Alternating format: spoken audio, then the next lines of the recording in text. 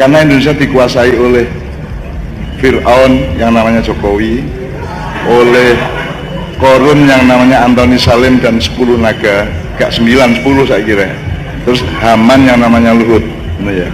Jadi negara kita itu sesempurna dicekel cek, ini sekarang bocor-bocor dicekel cek oleh Fir'aun, Haman dan Korun. Itu seluruh sistemnya, seluruh perangkatnya, semua alat-alat politik dan alat sejarah sudah dipegang mereka semua, dari uangnya sampai sistemnya sampai otoritasnya sampai apapun sudah dipegang. Jadi kan milih sapa yang kowe ono sing menang. Itu nangun iku dewasa tegak monggo gitu. Tapi pokoknya kita mempelajari ini dengan sabrang dan semua bapak-bapak yang lain.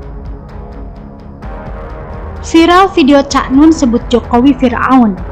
Cak Nun sedang mempermalukan diri sendiri. Ditulis oleh Jaya Wijaya.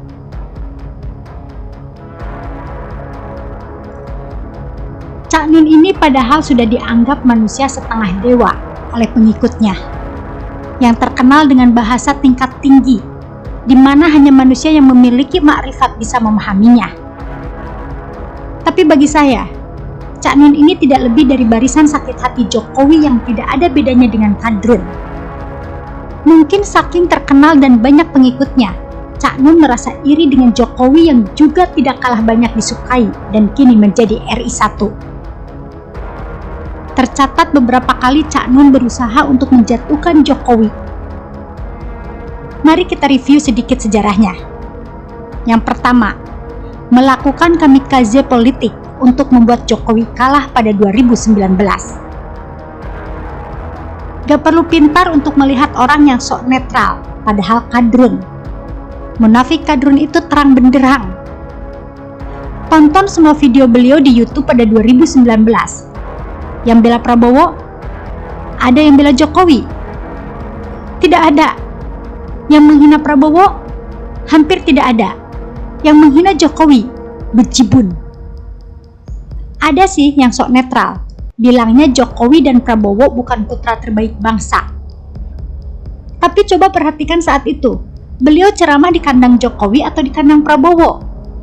Kalau yang mendengar ceramah beliau jadi golput, kira-kira pendukung siapa yang berkurang banyak? Kedua, menyebut Jokowi jongos dan tidak sudi mendatangi Jokowi. Malah Jokowi yang harus menuruti perintah Cak Nun. Saat itu Cak Nun berkata kalau dia sebagai rakyat adalah bos dan Jokowi jongos karena digaji oleh rakyat. Cak Nun katanya tidak akan pernah mau datang ke istana. Cak Nun lupa kalau dulu dengan bangganya dia masuk ke istana menemui Soeharto.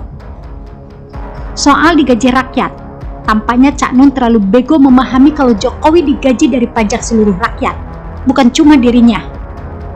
Dirjen pajak tampaknya harus cek rekening Cak Nun, lalu periksa apakah pajak yang dia bayar sudah sesuai dengan kekayaannya.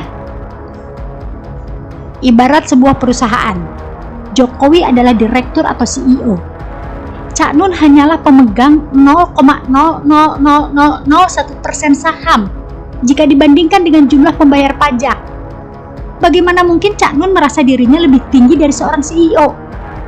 Sementara saham yang dimilikinya hanya 0,00001%. Ini ibarat saya beli saham BCA 10 lot, lalu saya merasa sebagai bos dari CEO BCA dan bisa memerintah seenaknya CEO BCA. Logika macam apa itu? Logika orang yang memiliki makrifat dan bahasanya setengah dewa. Kok gini sih? Setelah 2 kali menyerang Jokowi, tampaknya Cak Nun tidak kapok. Kali ini dia kembali menyerang Jokowi lagi ala Amin Rais, yaitu menyebut Jokowi Fir'aun. Dilansir suara.com, Cak Nun berkata, karena Indonesia dikuasai oleh Fir'aun yang namanya Jokowi, Korun yang namanya Antoni Salim dan 10 naga, terus Hamam yang namanya Luhut, ucap Cak Nun. Komentar saya, Fir'aun yang namanya siapa Cak kalau boleh tahu? Fir'aun kan ada juga yang baik. Contohnya Fir'aun yang mengangkat Nabi Yusuf untuk jadi tangan kanannya. Cak Nun tahu kan kalau Fir'aun itu gelar untuk Raja Mesir, bukan nama pribadi. Cak Nun kalau mau tahu contoh Fir'aun, maka silakan datang ke Korea Utara. Lalu Cak Nun kritik tuh Kim Jong Un dan sebut dia Fir'aun. Nah, nanti Cak Nun akan paham Fir'aun itu seperti apa. Walaupun pahamnya setelah dimasukkan ke lubang buaya atau mungkin jidat Cak Nun sudah bolong. Negara kita sesempurna dicekal atau dipegang oleh Fir'aun, Hamam, dan Qorun.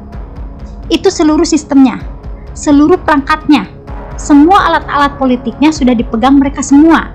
Dari uangnya, sistemnya, sampai otoritasnya, sampai apapun, ujar Cak Nun.